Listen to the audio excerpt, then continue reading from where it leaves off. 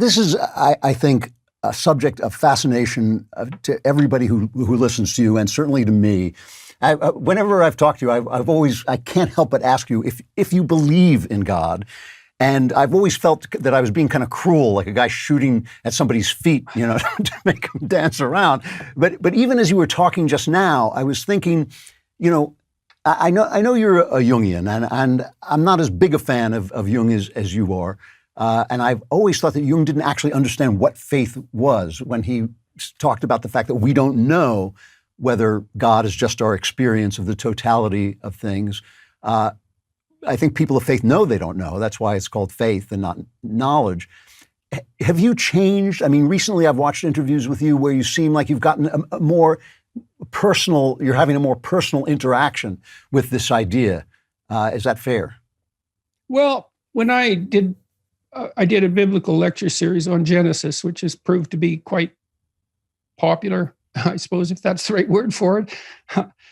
And I discovered while doing that the word Israel meant those who struggle with God. Right. Well, that's fair enough. And so then I'm a member of the camp of Israel. and is that faith? Well, I don't know. I mean, I've been accused of, wiggling out of this answer continually. And I mean, I have to take refuge in some sense in my own ignorance. I'm striving towards what I perceive as the ideal. I attempt to be truthful in my speech and in my approach to life, and to embody the classic virtues to the degree that I'm capable. And I believe that is faith, because that's what you stake your life on. Faith is what you stake your life on. It isn't your agreement with a set of propositions. I believe that to be an improper interpretation of the word faith, because faith is expressed in action. You have to make assumptions to proceed in life. Well, you do that in a marriage. Your marriage is held together by faith. Well, what does that mean? Does it mean you believe your wife exists? No, that isn't what it means. It means that you've decided that you're going to bet your life on your marriage. And have I bet my life on God? Well, yes. Does that mean that I know that God exists? Well, how would I know? I can't know, and neither can anyone else. That's the thing. You can't know. And I also do understand that there are experiences that transcend the normative human there are experiences that transcend our normal realm, obviously, that they can be induced chemically, for example. There's a domain of spiritual experience. But I can't say that I understand what that means. I can just stand outside it in some sense and say, well, I do believe, for example, that what's central to Christianity, at least in part, is a centuries-long discussion about the nature of what's ideal. That seems to me to be perfectly obvious, and that a society has to do that because we want our young people, and our old people for that matter, to embody the ideal. I don't know what that ideal means metaphysically, right, in relationship to reality, because I don't understand, for example, the relationship between the objective and the subjective at all. And I don't understand consciousness at all. And I don't know what its metaphysical role in being is. I mean, from the objective perspective, it's nothing. But there isn't an objective perspective on consciousness, really, right? It doesn't fit in there. It's the antithesis of the objective, but there it is. So I struggle along, and I share that with the people that are reading me and listening to me. And I think that's better. It works better that way as well. Well, I can certainly see that last point that you made, but I still think there's something missing from that explanation. It's absolutely certain that everything we experience is a human experience. Everything takes place in our consciousness. But when I sit on this chair, I'm essentially believing in my own sanity. I mean, when I have the experience of a moral universe, which I think you have to agree can't exist without a moral ideal, when you have the experience of a moral universe, and when reason has taken you to the point where you can see that ideal is something that you should follow, isn't it just believing in your own sanity to say, yes, God is there. That's what I believe in. I believe I don't believe my wife is there. I know my wife is there. I believe in my own sanity. I understand what you're saying, that sharing your struggle is helpful and useful. But at some point, don't you have to grasp that your perceptions are actually real if you were sane? That's a good question, Andrew. I don't know the answer to that. No. To grant under the conditions under which my perceptions are real. I mean,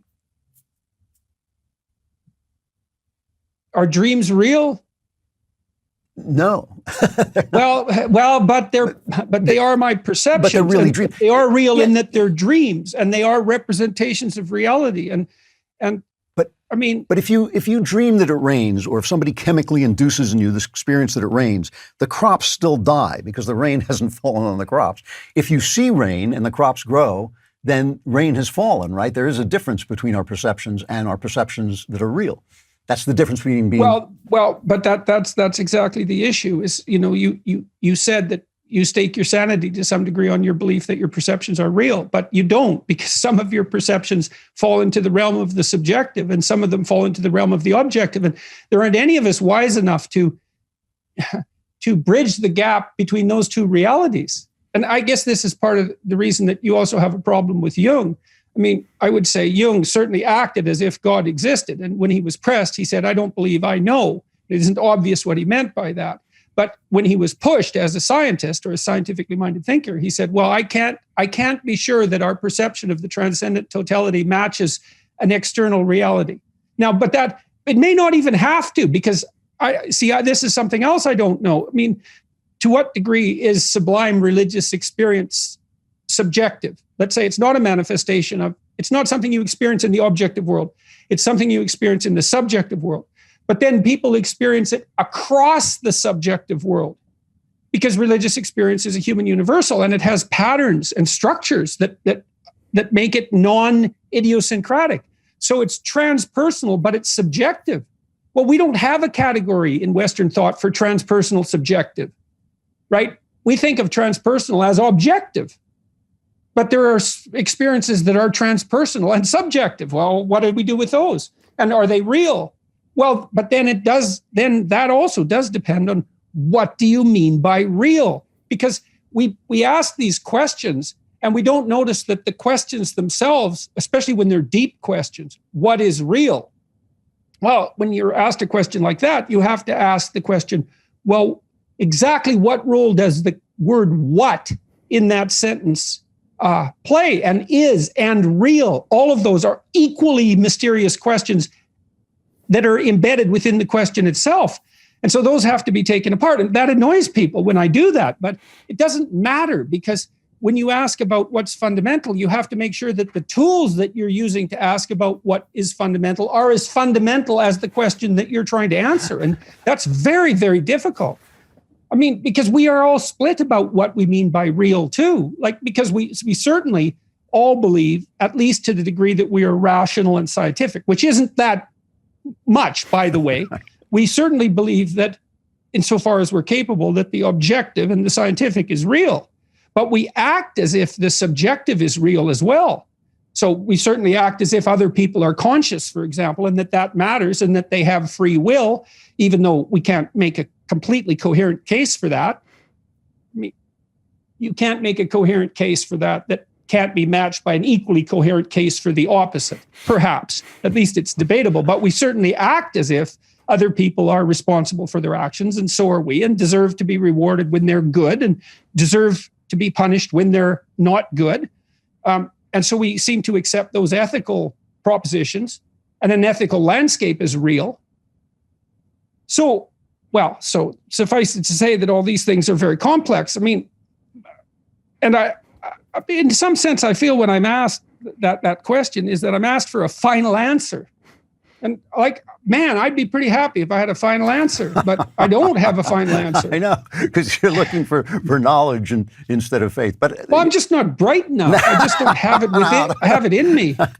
Jordan, the issue with Christianity. Sorry. No. Well, I see Christianity from the historical perspective as an extension of a discussion about the ideal that stretches back tens of thousands of years before the establishment of Christianity. There are precursors to what Christ represents in Mesopotamian thought and in Greek thought, and powerful, profound precursors.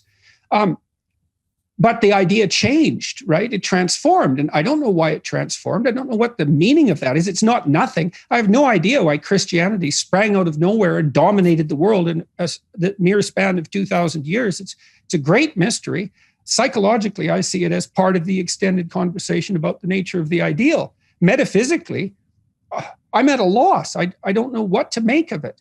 And so I keep trying to sort it out and to straighten it out in my own head. And I share that with people, but it's the best that I can do. Well, it is very useful. Jordan, I wish I could continue this conversation with you for another hour and a half, but I'm out of time. It's great to see you, and you're looking great, and I hope you'll come back and continue talking about this.